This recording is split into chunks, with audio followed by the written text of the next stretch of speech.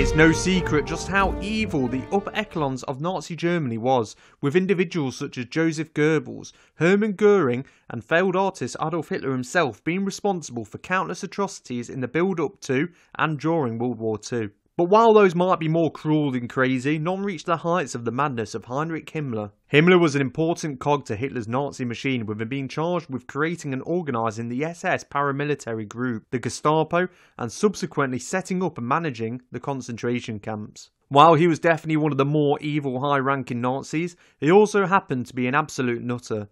Himmler had an interest in the occult and was a scholar of the 19th century ethno-nationalist Volkisch movement, which influenced his work and even inspired him to mastermind the Lebensborn program, in which SS officers were encouraged to father children with selected racially pure Aryan women to increase the number of Aryan children in the Third Reich. His success in running the security services of Nazi Germany gave him the freedom to work on several other projects which this video will cover. For example, did you know Himmler was responsible for the esoteric and occult symbols in the Nazi Party? Or that he commissioned a search through Europe for significant and allegedly magical objects like the Holy Lance? Or, even madder, that Himmler actually believed that finding the lost island of Atlantis would reveal the origins of the Aryan race. Well, if you want to find out more, make sure to stick around because this short 7-minute documentary will cover all and more. And if you like this video, please subscribe and let me know in the comments if there are any other topics that you would like to see me cover. Heinrich Himmler was born in Munich on October 7th, 1900. Sorry if I just ruined your birthday. He was the second of 3 sons of a Roman Catholic schoolmaster,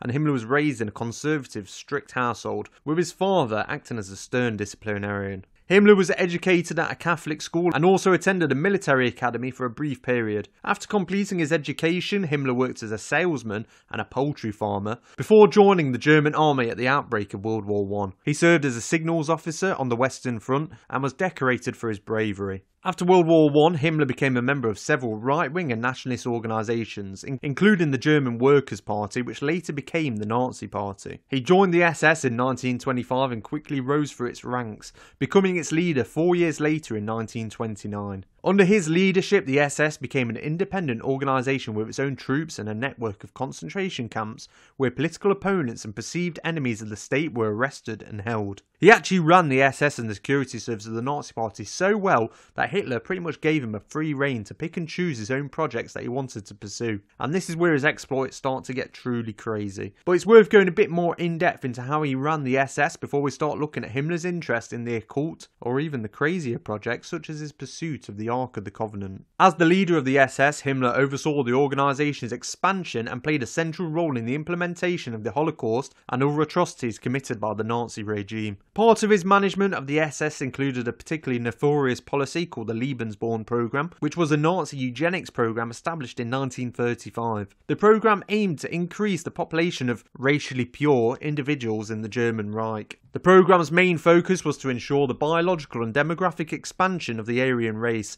As part of this goal, the Lebensborn program organised the kidnapping and forced adoption of children who were deemed racially pure from occupied countries in Europe, particularly in Poland and Norway, to be raised as German citizens in SS-run Lebensborn homes. The program also encouraged SS members to have children with women who met the Nazi criteria for racial purity, and provided them with financial support as well as other incentives. Now, it is estimated that around 8,000 to 12,000 children were born in these homes during the program's operation, and it's also estimated that around 200,000 children were taken from their parents during the war, with many forced into adoption. The Lebensborn program is widely considered to have been a form of human experimentation, and its implementation was a significant part of the Holocaust. Now, this all feeds into Himmler's belief in the occult and that he and the SS organisation had a divine purpose to fulfill. He was obsessed with old texts, beliefs and prophecies around racial purity and the Germanic peoples. He also believed that ancient Germanic culture, particularly that of the ancient Norse and Teutonic peoples,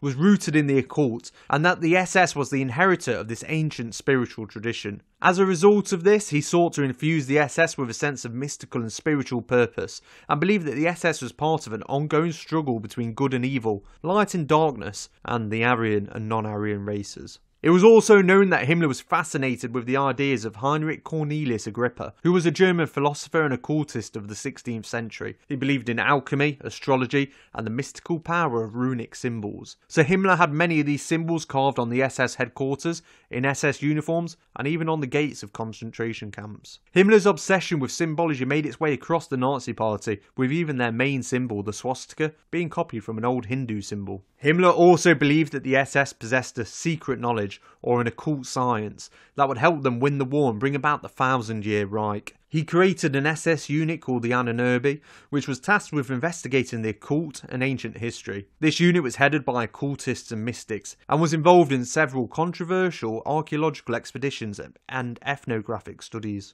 The unit was also involved in various forms of pseudoscience and crackpot theories, such as the study of Atlantis and the lost civilization of Thule. Some of the expeditions were also looking for evidence of Germanic prehistory, such as supposed evidence of an ancient Aryan civilization in Tibet, or artifacts that prove the Aryan race was of extraterrestrial origin. This included research and an expedition to Atlantis, which Himmler believed held the secrets of the ancestors to the Aryan peoples, and unless you're into your conspiracy theories, they obviously never found it. As part of their expeditions in search of these artifacts, which also held importance in other cultures, such as the Ark of the Covenant, the Holy Lance, or even the Holy Grail, but of course these items were never found. However, there are certain artifacts that do exist, and were found, such as the crown of the Holy Roman Emperor, which was taken during the Anschluss in Austria, and kept in the underground vault of Nuremberg Castle, along with many other artifacts. Luckily, these were recovered by American soldiers after World War II, and the crown was returned to Austria. Ultimately, Himmler's madness and obsession with the occult would bring about his downfall. His high rank in the Nazi Party and being the architect of the Holocaust, as well as commissioning many other experiments on humans, meant the Allied forces put a big target on his back, and after Nazi Germany was defeated, he was arrested and held in a prisoner of war camp, where he was then interrogated by British intelligence officers. On the 23rd of May, he bit into a cyanide capsule that he had kept hidden, and he died shortly after. The reason of his suicide is not clear. Could he have been worried that he would have been tortured into spilling the secrets held in the Ark of the Covenant, or that he would end up revealing the extraterrestrial origins of the Aryan race? Or was he just trying to keep hush about the secret Nazi base in Antarctica? Probably not. It's more likely that he was just terrified of the retribution he would receive for his crimes, and instead took the easy route out.